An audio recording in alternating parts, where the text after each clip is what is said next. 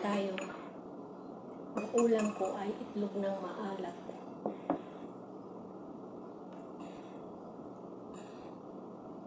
Ito yung nabili ko, itlog maalat. Nilagyan ko lang siya ng kamatis.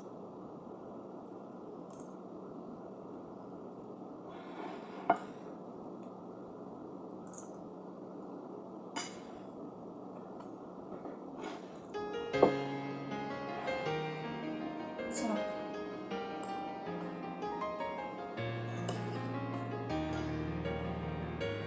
Iba kinakain lang.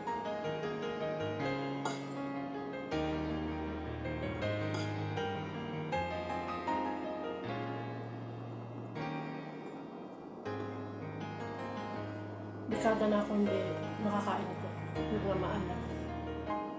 Sarap niya. Bago ato ang gawa to.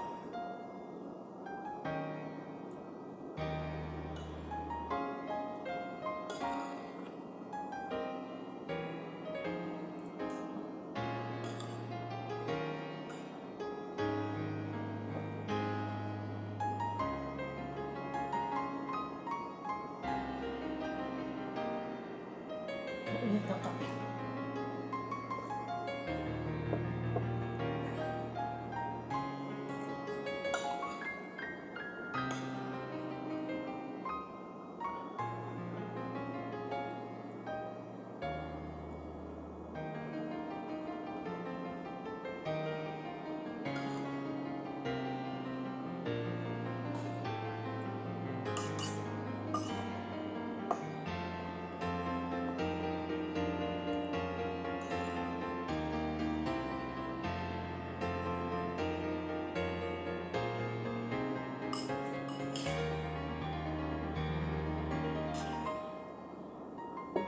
Sarap. Promise.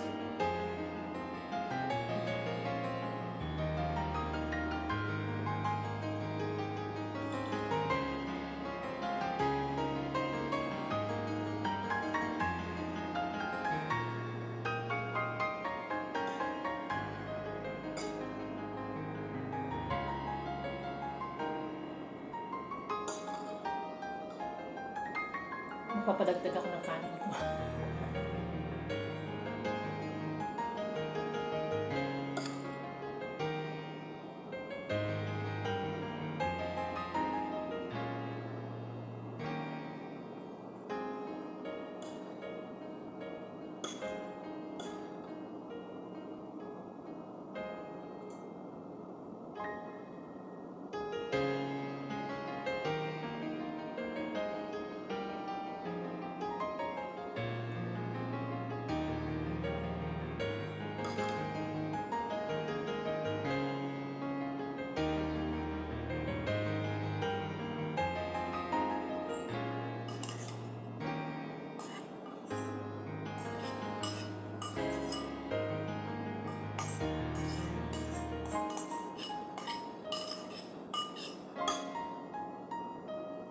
Grabe, ang sarap.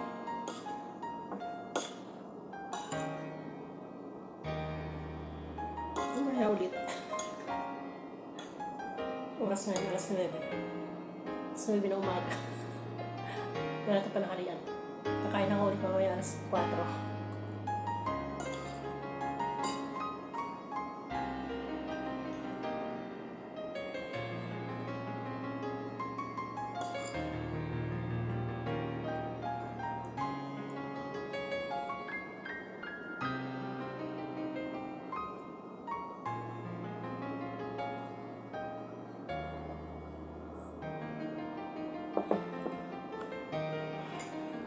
Mas gusto ko yung ganitong mga ulam kaysa sa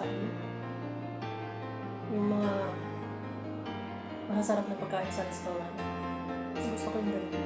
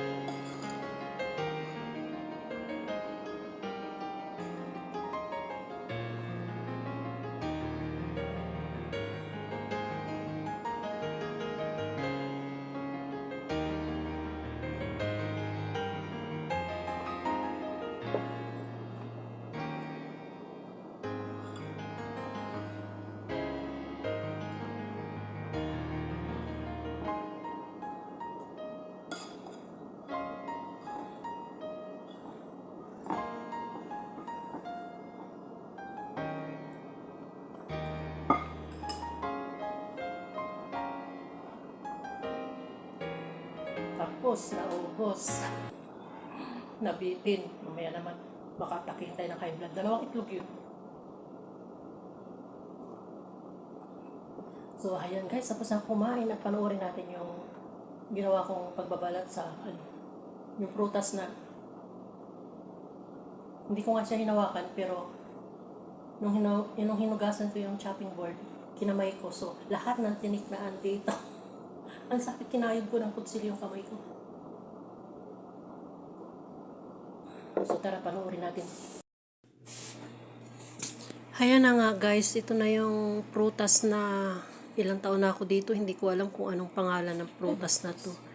Hindi mo talaga siya pwedeng hawakan kasi dati, hindi ko pa alam ito na matinik pala. Mas masakit pa sa tinik ng isda yung tinik niya pag natinik ka. At saka yung tinik niya, pino, hindi mo talaga siya makikita. Kailangan mong gamitan siguro ng microscope. Yun, bago mo siya makita. So, tagal na ako napapaisip dito kung anong prutas ito. Sinasabi nila sa salitang Arabic, pero hindi ko naman alam.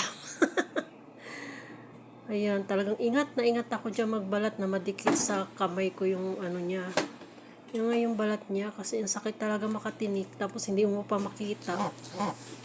Tagal ko na iniisip kung anong prutas to. Ngayon, nung kailan lang, may napanood akong vlogger, dito rin siya sa Middle East.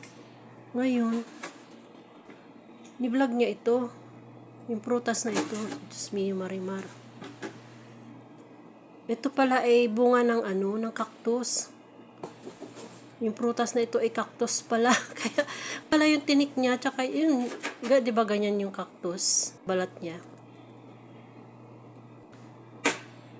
Yung pala ay cactus ito. Bunga ng cactus. Yung bunga naman niya, mabuto. As in, mabuto yan. Ewan kung sino na nakatikim sa inyo yan. Marami yan dito. Gustong-gusto nitong amo kong babae yan kainin. Ewan ko. Pangit naman siya kainin kasi mabuto siya.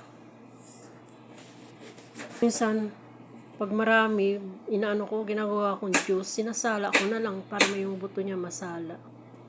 Biniblend ko siya. Diba, hirap na hirap ako magbalat. Kaya inaano ko siya ng tinidor kasi nga hindi mo nga siya mahawakan kasi kung mag-gloves ka, yung disposable na gloves. Din siya, tatago siya sa gloves. Kaya hindi rin pwede. Mas mahirap pa. Kaya yan, tinuruan ako ng amo kung paano Nung dati, hirap na hirap ako. Hindi ganyan ang pagbalat ko. Nakita ko ng amo kong babae. Ayun, tinuruan niya ako ganyan lang daw ang pagbalat. So, ayan. Tapos nga, pagtapos yan balat, lahat. Inugasan ko yung chopping board. Kinamay ko siya. Nakalimutan ko. Nandoon naiwan pala yung mga tinik doon. Kaya nangyari, napuno ng tinik yung kamay yung palad ko. Ang tagal kong kinuskus ng kutsilyo kasi nga hindi mo talaga siya makita. Kapakapain mo lang siya. Tapos yun, maramdaman mo lang yung sakit niya. Tapos ang ginawa ko, yung kamay ko, kinayod ko ng kutsilyo. Ayun, nawala. Nasama siguro sa kutsilyo yung mga tinik. Hindi ko naman nakita. Tapos, ko yung kamay ko, wala na. Pasaway. Ayan nga, hirap na hirap ako dyan magbala talaga. Marami, isang karton yan eh. So, ilang kainan din yan nila. Gusto nila yan. Panahon kasi niya ngayon. Dapat pala naisama ko yung dates. Kasi ngayon yung panahon ng harvest ng mga dates. So yan, cactus. Marami sa desierto eh. Sa desierto yan tumutubo. Di ba cactus sa init talaga yan. Ayan. Ingat na ingat ako dyan magbalat, pero nadali ako doon sa paghugas ko ng chopping board. O di ba? Katanga. Ang katangahan minsan dumarating sa buhay mo nang hindi mo sinasadya. parang, parang ano lang yun eh. Parang ewan. Basta yun na yun. So, ayan guys, balat muna ako. Tatapusin ko yan at dadalahin ng amo ko. Shoutout nga pala sa inyong lahat, sa lahat ng sumusuporta sa channel ko at nagtsatsagang manood ng aking mga vlog na walang kwenta. At hindi nga tayo makaporma dito ng pagbablog guys. So, ilang months na lang din. 10 months, 11 months. Ayun, saglit na lang yan. Makakaporma na tayo ng pagbablog sa Pilipinas or kung saan man tayo dalay ng ating mga paa. Bahala na kung saan ako dalay ng aking mga paa. Kaya magbalat muna ako nang nagmamadali na yung amo ko.